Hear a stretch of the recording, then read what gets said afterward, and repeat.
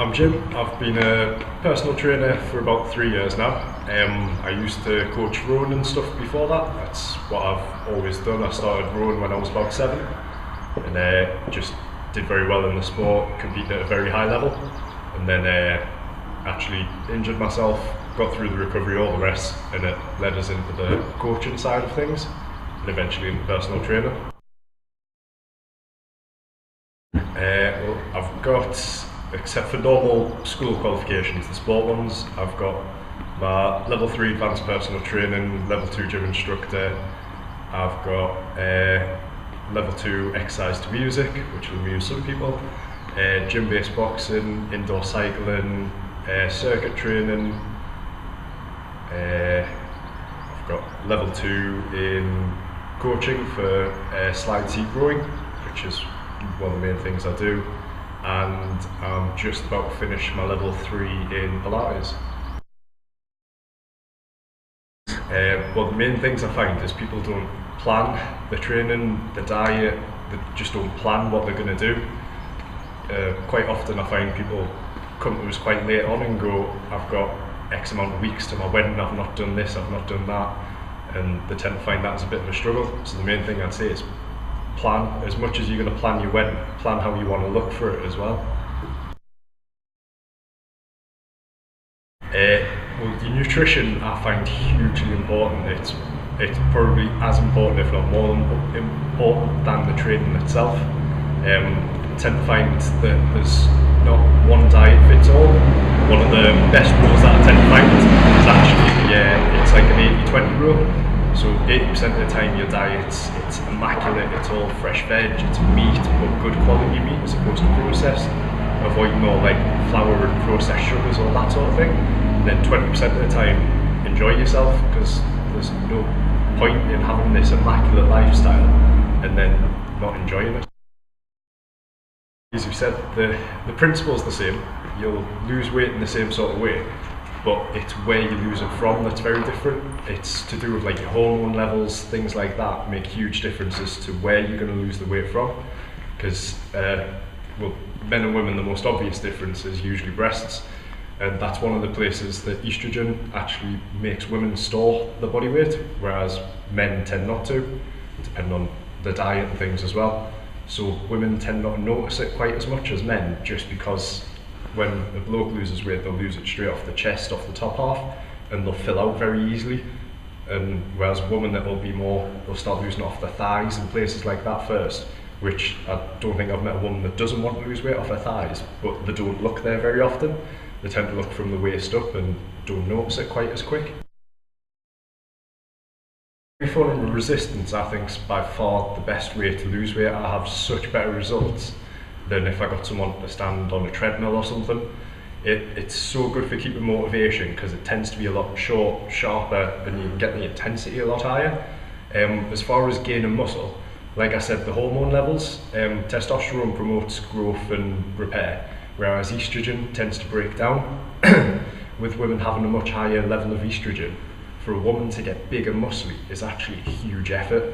So it's never a concern.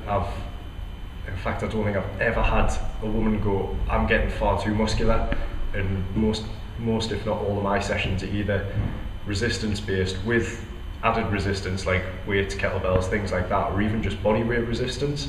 Because for a woman to do, say, a pull-up or something, they're not adding any weight to themselves, but it's still a very strenuous exercise. It's going to fire lots of muscles, things like that, but definitely resistance is the way to go in my opinion.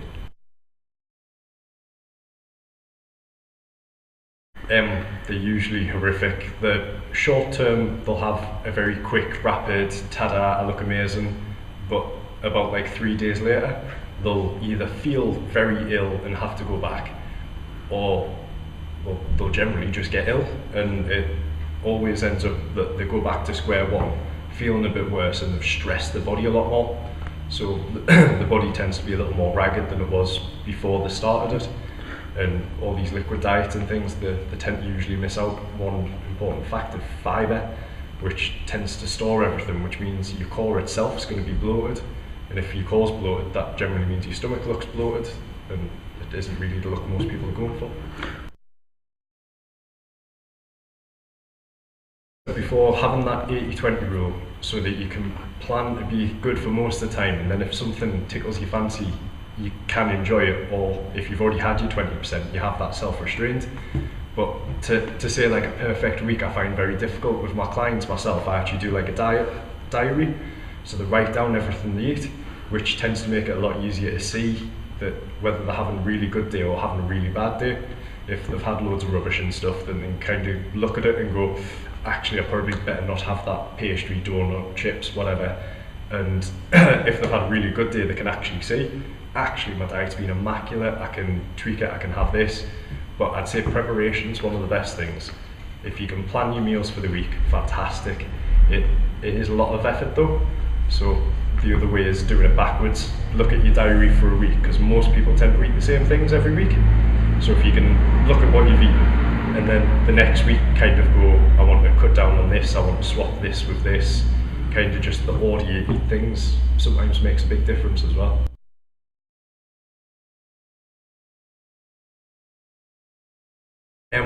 The tones, obviously it is a little bit of muscle growth. It's maintaining quite a low fat percentage, so you can actually see the muscles showing through a little bit, and that'll just add to the shape that most people are after. With gents, it tends to be that nice triangle coming in at the hips with slightly broader upper body, and then going out again a little bit at the legs, but depending on the person. And then with women, it tends to be a very similar sort of shape, not quite as broad at the top, but still coming in at the hips with a slight curvature at the bum and things. My main tips for it would be the preparation. Plan what you're doing, plan your training, plan when, how you're going to do it, and usually what you're going to do, unless you're in like a class situation, because that tends to take some of the planning out of it, which can be a bit easier. So I'd say planning is one of the biggest things, including your food and things. Except for the planning and preparation, just stick to it. So many people go, can't do it, I've got this that I can do. Your excuses are just that, they're excuses, the reasons why you go backwards. If you're planning all this good stuff, plan to have some rubbish as well, plan to have some you time to just chill out and enjoy life a little bit. And as far as the training go, lift weights.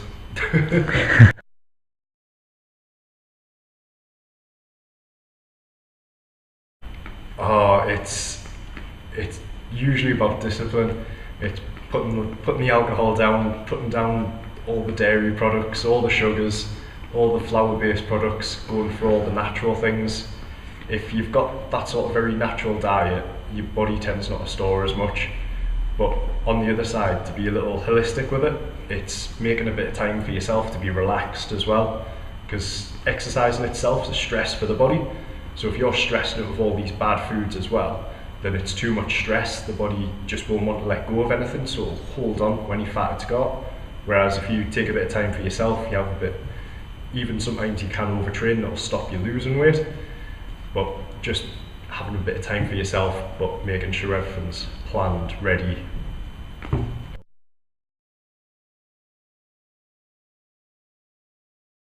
Well, what they can expect is usually a free session to come and find out for themselves. Some people like my style of training, some people don't. Some people find it a bit hard, some people find it a bit easy. So I'd always say come through and have a chat with us about what you actually want out of it, and I can usually either help you get there or suggest a really good way if I'm not the best way for you. And as far as contacting me, I've got a website which is gymspersonaltraining.co.uk. So it's my name and personal training. On there it's got another contact thing, so you can see some things about me, some like all the qualifications I went through before, some of the times I trained. I've got quite a few testimonials of people that I've trained previously, and you can contact me on there, or you can just give me a text or a ring. Do you want my contact number on? Yeah, it's 0781 441 7661, so you can just get me on there as well.